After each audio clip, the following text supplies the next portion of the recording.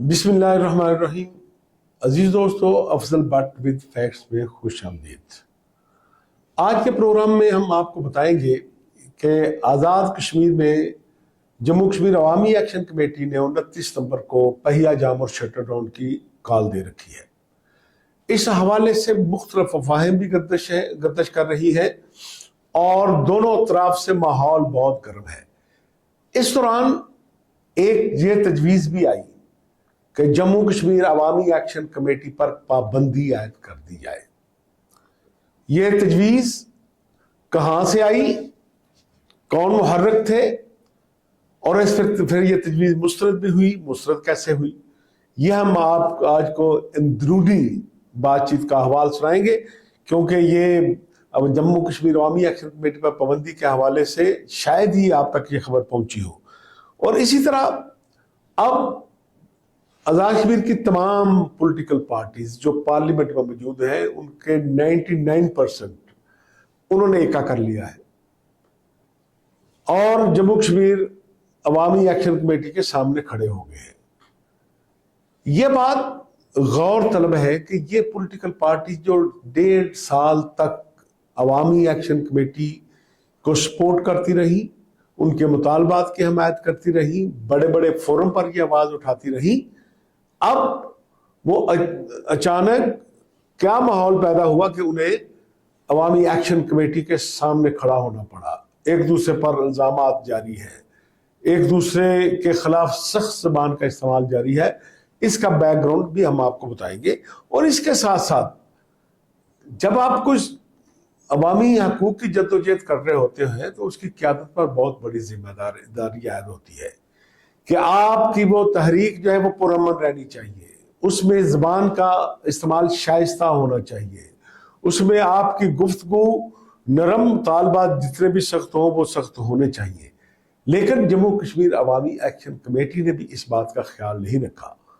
इसका नुकसान क्या हो रहा है और अब इसको बेहतर कैसे किया जा सकता है, ये चंद चीजें हैं जो हम आपको बताएंगे। अगर आपने अभी तक हमारा programme Afzal but with facts subscribe नहीं किया तो पहले आप इसको सब्सक्राइब कर लें ताकि आपको गैर जानबदाराना सूरत हाल सुनने को मिल सके। अजीज दोस्तों, अभी 29 सितंबर को चंद रोज बाकी रह गए हैं और पूरे आज़ाद कश्मीर में हर शहर में जितनी सियासी जमातें हैं वो अब जम्मू कश्मीर अवामी एक्शन कमेटी के सामने खड़ी हो गई है। इस सूरत हाल से पहले वजीर आजम आज़ाद कश्मीर चौधरी अनवारुल हक साहब ने आज़ाद कश्मीर की तमाम सियासी जमातों से रब्ता की, सीनियर सियासतदानों से भी किए और मुख्तलिफ तजावीज़ रखी कि भाई पहली तजवीज़ ये थी कि पार्लियामेंट के जरिए इस पर पाबंदी लगा दी जाए और फिर कानून के तहत इनके साथ निपटा जाए। दूसरा ये था कि भाई किस तरह इनके जो गैर आईनी मुतालबात हैं क्या वो मान लिए जाए या उनके सामने रजिस्ट किया जाए। तो जब पहली तजवीज़ जो थी उसमें आज़ाद कश्मीर की ऑलमोस्ट तमाम पॉलिटिकल पार्टीज के सरबराहों ने और सीनियर सियासतदानों ने वज़ीर आज़म साहब को मशवरा दिया कि हमें पाबंदी का रास्ता इख्तियार नहीं करना चाहिए। अगर आप समझते हैं कि इन लोगों के मुतालबात जायज़ नहीं है, इन लोगों के मुतालबात आइन से मावरा है, ये कोई आइन से बाला तक चीज़ें मांग रहे हैं, तो फिर हमें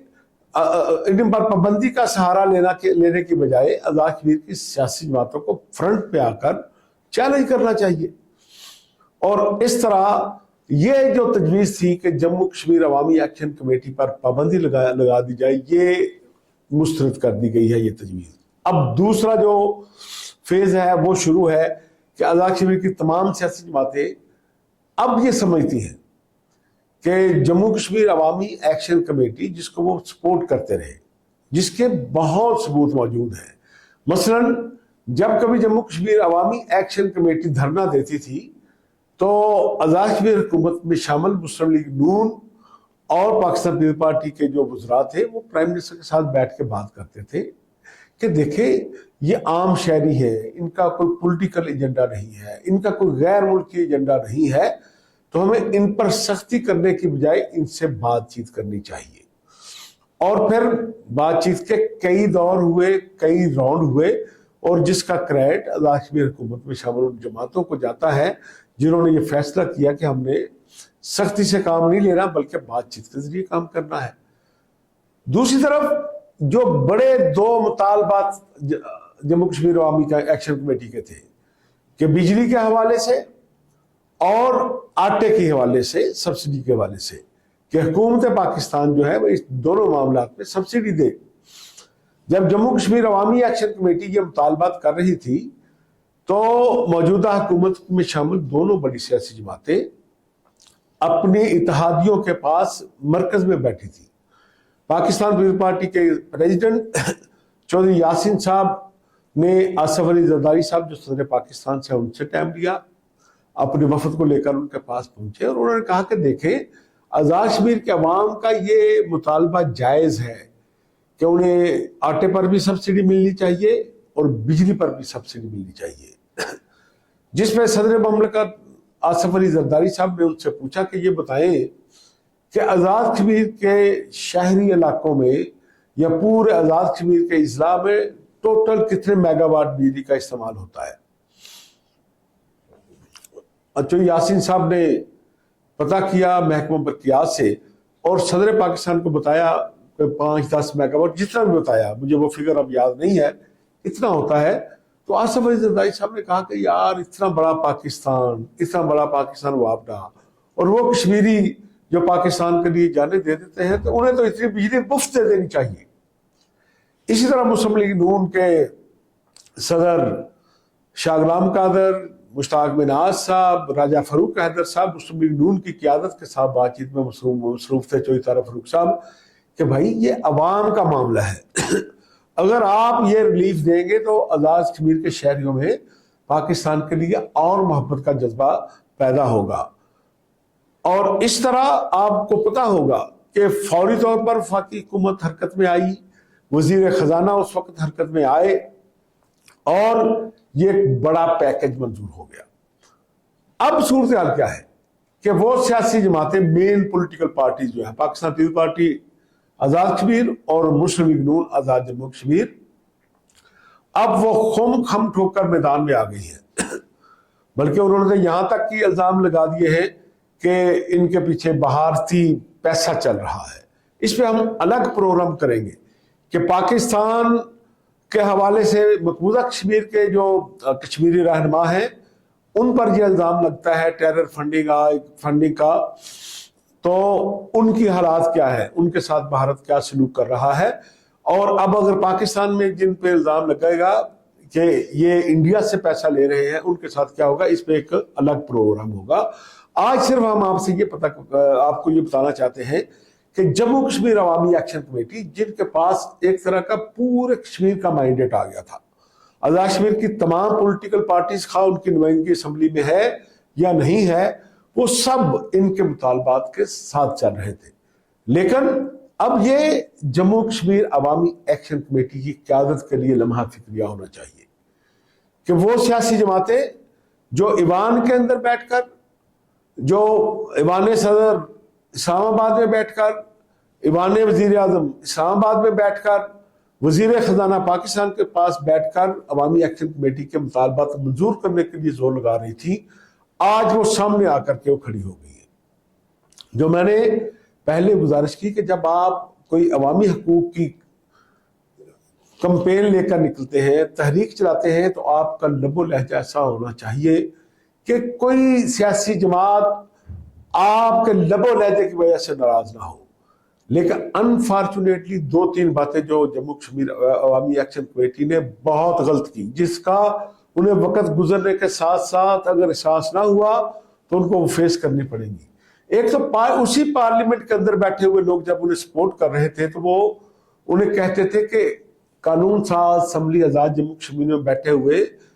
اراکین اسمبلی کو وہ انسان بھی نہیں کہتے تھے، حیوانوں سے تشبیہ دیتے تھے، جانوروں سے تشبیہ دیتے تھے۔ کون یہ برداشت کر سکتا ہے؟ پھر جب کبھی یہ آپس میں بیٹھتے تھے تو ان کے ساتھ ان کا رویہ تضحیک امیز ہوتا تھا۔ اگر آپ تقاریر سنیں جموں کشمیر عوامی ایکشن کمیٹی کی تو آپ ان میں ایک نفرت نظر آئے گی، ان میں ایک تضحیک کا پہلو نظر آئے گا، میری جموں کشمیر عوامی ایکشن کمیٹی سے اپیل ہے کہ آپ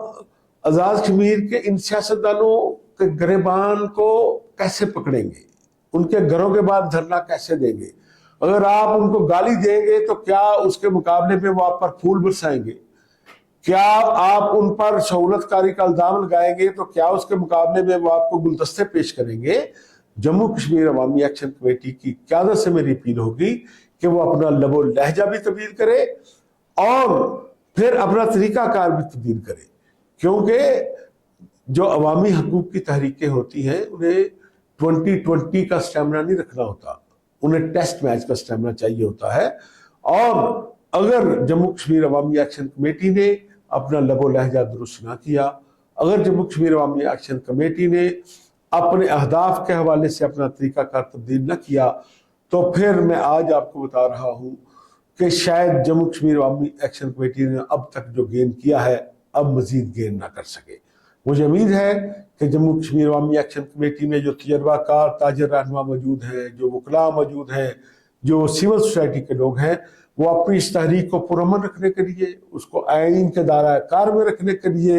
اور اپنے لب و لہجے کو درست کرنے کے لیے عوامی سطح پر بھی لوگوں سے اپیل کریں گے کہ ہم سول سوسائٹی کے لوگ ہیں، ہمارا لب و لہجہ جو ہے وہ درست ہونا چاہیے۔ عزیز دوستو، یہ آج کی چند گزارشات تھی۔ اب آپ کے پاس نئے پروگرام کے ساتھ حاضر ہوں گے، مجھے آپ کے فیڈ بیک کا انتظار رہے گا۔ اجازت دیں، اللہ حافظ۔